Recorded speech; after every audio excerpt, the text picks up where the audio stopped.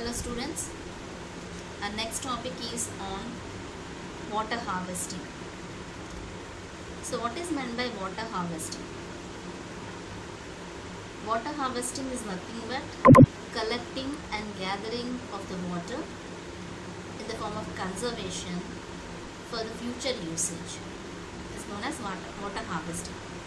And there are many water harvesting techniques, maybe you have studied in your lower classes. In that, one of the water harvesting technique is watershed management. It is known as watershed management.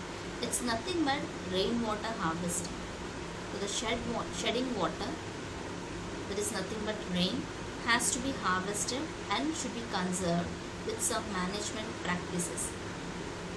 So this watershed management emphasis on scientific soil and water conservation in order to increase the biomass production. So what it means?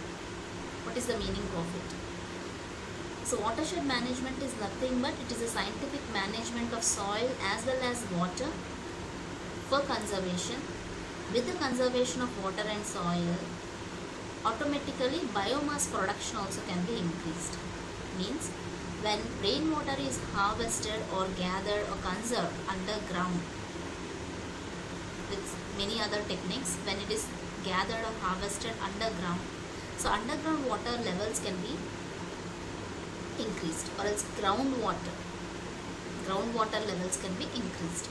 When groundwater levels are replenished, automatically the soil quality also can be increased because soil becomes moist in nature. So that is suitable for different type of vegetations. So that soil quality can be increased because of watershed management. Along with that, anyhow, groundwater levels also can be increased. Right? So whenever we have good quality of soil and water, automatically biomass production also can be increased. Biomass is nothing but mass of plants and animals, because all plants and animals depend on water and soil availability, right? Because plant production definitely requires water and soil, and plants are required for the growth of the animals. So completely this biomass depends on the quality of soil and water and the availability of soil and water.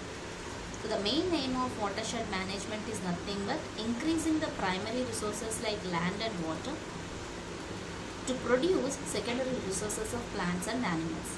So when land and water are increased, automatically plants and animals also can be increased. So this is for use in manner which will not cause ecological imbalance. Definitely this watershed management methods, whatever the method we follow, or the people, local people, whoever they are following them, should not disturb the ecological balance. Okay, what we studied in the forest and wildlife, how the local people managed different management practices to conserve the forest and wildlife. Same way, local people of the particular locality or particular geographical location follow different watershed management techniques or water harvesting techniques to conserve this water, because that depends on the geographical condition of the area, right? So definitely these management techniques should not disturb the ecology. Okay. So this watershed management not only increase the production and income of the watershed community, but also it mitigates droughts and floods and increase the life of the downstream dams and reservoirs. What it means? Because of the watershed management or water harvesting methods, it's not only increasing the income of the watershed community. How income of the community and watershed management is connected with each other? Previous topic we have discussed that one statement, that is continuously water scarcity areas are suffering with poverty, right?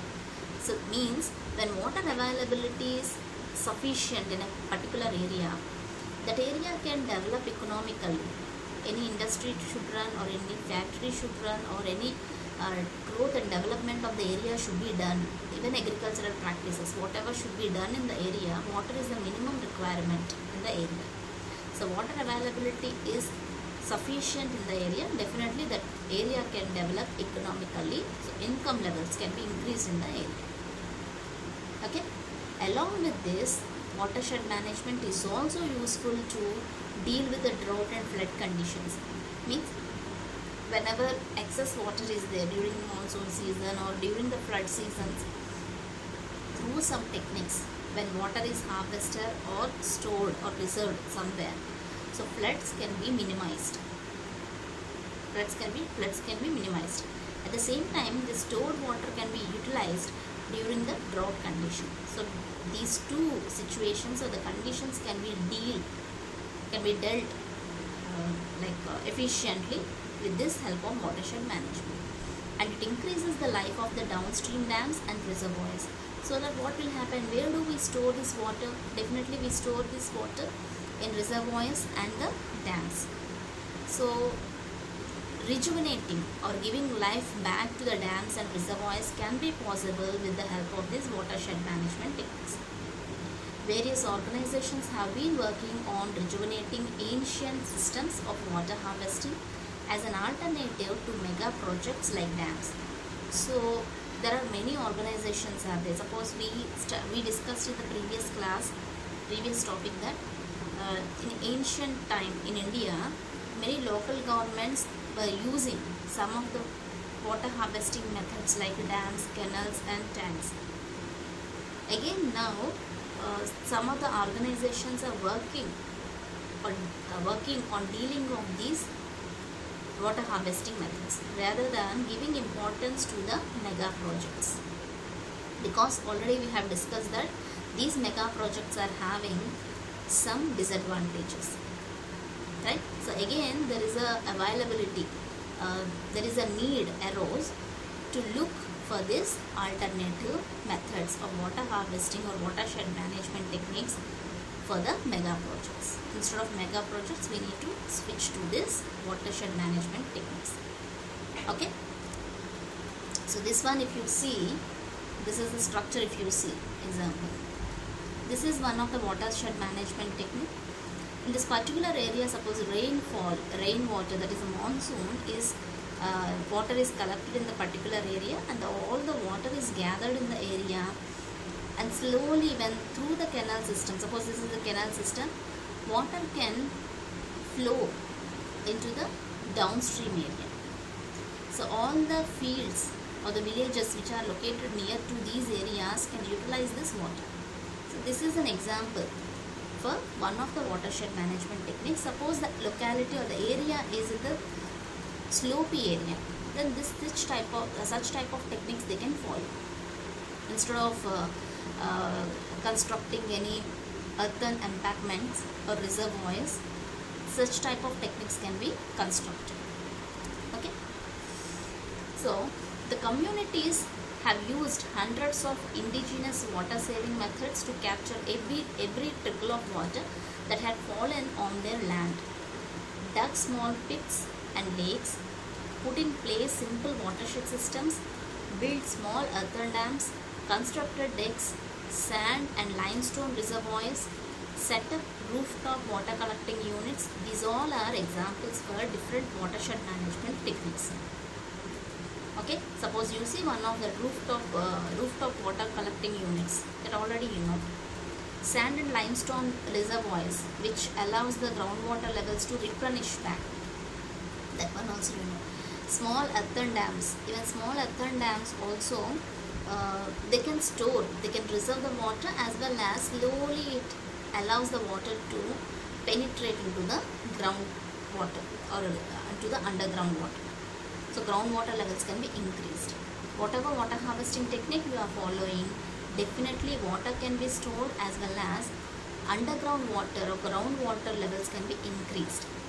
So automatically that area can become, the surrounding area can be moist in nature. So surrounding areas or the surrounding area soils are good for cultivation.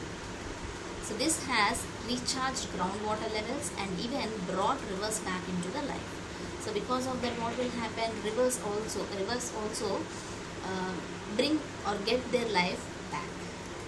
Okay. So this one you see, if you see, this is one of the watershed management technique. slopy areas case, they are following such type of techniques here. Okay, water harvesting techniques. This is also similar to canal system.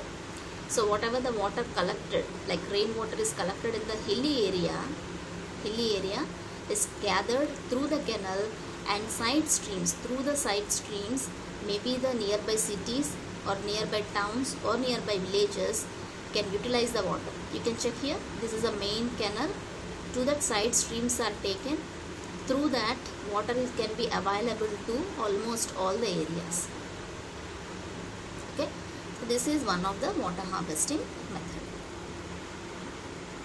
Next one, suppose you see, this is an example of Khulls. Which is located in Himachal Pradesh. Khulls are located in Himachal Pradesh. So what is the uniqueness of the Khulls? Let me discuss that one. Before that, once you see different water harvesting techniques practiced in different states in India. Okay, before explaining about all these techniques, let me explain about the Khulls which is following in Himachal Pradesh. Okay, Khulls are the water harvesting, watershed management technique following in the Himachal Pradesh. So in Khulls case, part of Himachal Pradesh has evolved a local system of canal irrigation called Khulls over 400 years ago. So this is an age-old practice. Nearly this thought started nearly 400 years back. Okay. The water flowing in the streams was diverted into man-made channels which took this water to numerous villages down the hillsides.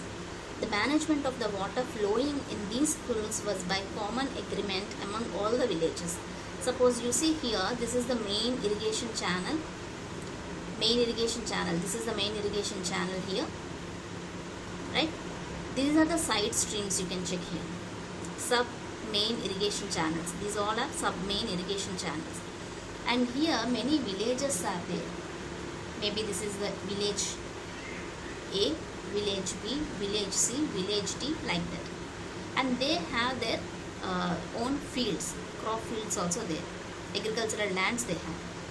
So like this, they get the water. So how they get the water? They have a common agreement. What is that? We'll see. The management of water flowing in these Khulls was by common agreement among all the villages. Interestingly, during the planting season, water was first used by the village farthest away from the source of the Khull. So first, which village has to utilize this water from the Khull? Village which is away from the or farthest away from the Khulls. So this is farthest away, far away from the Khulls. This village is far away from the Khull. So first of all, this village has to utilize the Khull water. Okay, distance between the main irrigation channel and this one must be checked. This is more. So first of all, this village has to utilize the water. Okay, or else this village, second one, this village has to utilize the water. Okay, then by villages progressively higher up, means after this next distant one, after that next distant one, after that the next distant one. So at last the village which is near to the Khull utilizes this water. The village which is last, which is near to this Khull utilizes the water at last. Okay. So this is last come first serve, which is located last takes the water or utilizes the water first. So that is an interesting factor in the Khull organization. These Khulls were managed by 2 or 3 people who were paid by villagers. In addition to irrigation, water from these Khulls also percolate into soil and fed springs at various points. So after Khulls were taken over by irrigation department, most of them became defunct and there is no amicable sharing of water as before. So this was practiced before the undertaking of the irrigation department. Once the school system is completely taken by the government, that is irrigation department, now this practice is not performed. And anciently, previously, 2 or 3 people managed the system and they were paid by the villagers for the management, because they given this villagers given authority to them and impartially they used to work. But once the system is given to the government, under control of the government, because of the bribing system, this all efficient functioning and efficient management of kulls is not working now. So this is the real picture of the kull system. You can see side streams. This is the main canal, main irrigation system. This is, suppose this is the system, main one. These are the sub irrigation systems, irrigation channels, you can check. So almost, as this is the hilly area, Himalayas, Himachal Pradesh area, the village which is located farthest away to the main kull system gets the water first. Last come, first is. Okay. So same way, water harvesting is an age-old concept in India.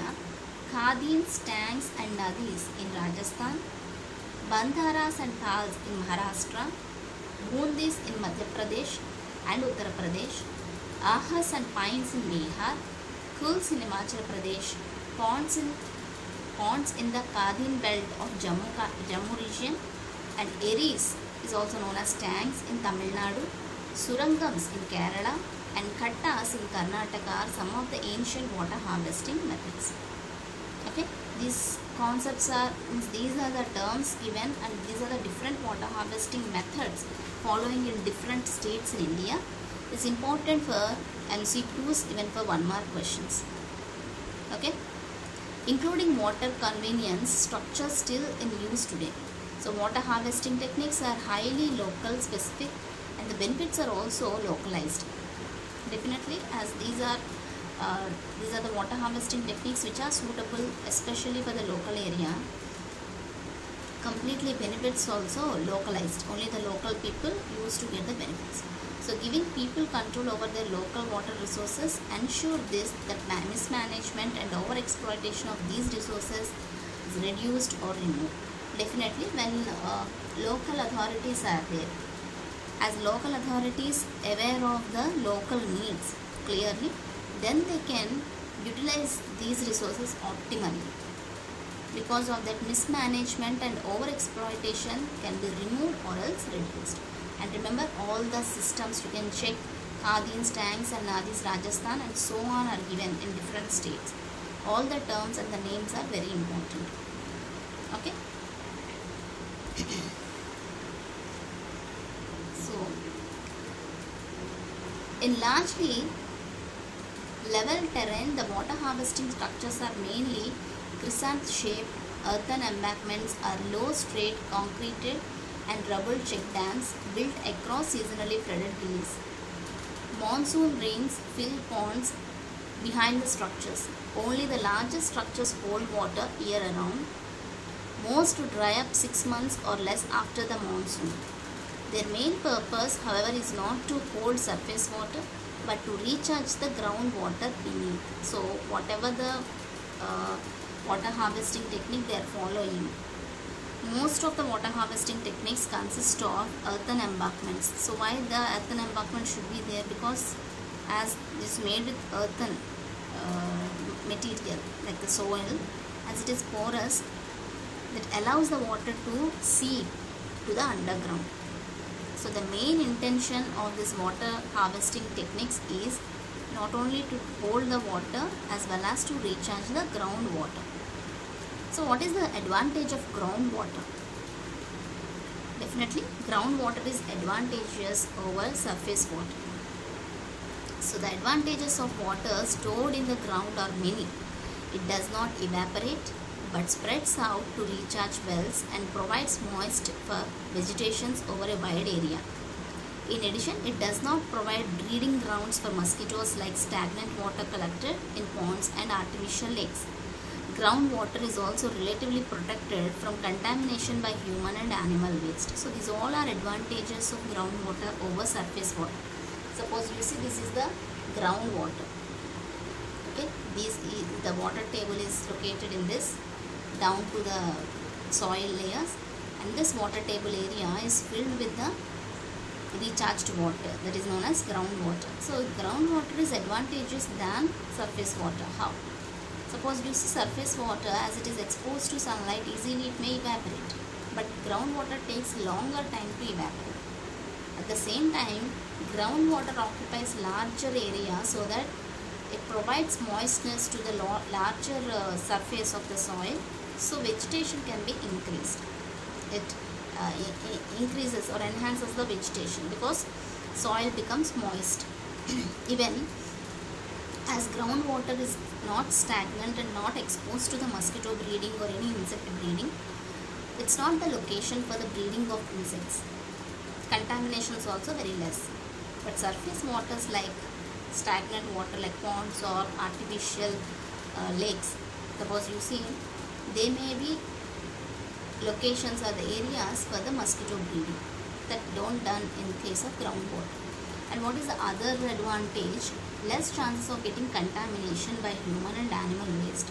So as in, no one can enter into the groundwater, no one can do bath in that. But here the surface water, human activities can done widely. But groundwater case it can't be done, so that it's away from the contamination of human and animal waste. Okay, so those are the advantages of groundwater over surface water. Okay, and this is another important water harvesting method in Rajasthan, that is Khadin system. Khadin system. So Khadin system, if you see, actually it's given in your textbook, you can go through that one, okay. But let me explain the Khadin system. In the Khadin system, it's completely like a chrysanthemum shaped one. So suppose you see this shape, okay, this shape if you see, completely chrysanthemum shape and made of earthen embankment. And here there is a catchment area. Suppose any rainfall is there, the water can be collected here and slowly it seeps or enters into this Khadin area. Okay, and here to stop the overflow or the speed run of the water, there will be a construction of earthen embankment, that is Khadin bund. This is made of earthen material. Because of that, this water which is collected in the chrysanth shaped area gets a sufficient time to seep into the underground. Okay, then nearby areas to this, when groundwater levels are recharged, definitely nearby areas also get the sufficient water levels. So wherever the area which is near to this particular Khadin system, if you dug well, if we dug any well, with the less depth only water can be available. We need not to dug it into the deeper layers. Okay, and there will be an area where all the minerals can come and accumulate. There is a saline area. Saline area is nothing but salty area. When mineral concentration is more in the area, it becomes salty in nature, and this is not good for the cropping. Okay, so let me explain once again what is the Khadin system in Rajasthan, which is the water harvesting method. So this is the water harvesting method in Rajasthan. If you see, that is known as Khadin system. There will be a catchment area where the water can be collected, rainwater can be collected, and it enters into the low layering area like this. So all the water can be gathered in this area and slowly it seeps into the groundwater or underground. Because of that, groundwater levels can be increased. Okay, there will be an earthen Khadin bund which stops the overflow or the speedy flow of the water, and which gives the sufficient time to this water to seep into the underground. And this area is known as Khadin or cropped area. Why do we call it cropped area? I'll explain that. After that, many of the minerals come and accumulate in this particular area, so that we call that as saline area. To the Khadin area, any nearby area, if you dug any well, with a less depth only we get the water. So dug wells with shallow dug wells there. So it's easy to get the dug wells also in this Khadin system. So why do we call this as a cropped area? Because after the particular season, rainfall season, once it like monsoon season or the rainy season, when it is finished, this surface water will not be in the same level, right? It can seep into the underground, or else sometimes it evaporates also. But as the underground levels are recharged, underground water is recharged, this particular soil become very moist in nature, and that is good for the cropping. So that's why it is known as cropping area. And this is the area saline, and it's not at all good for the crop. Okay, that is about water harvesting technique in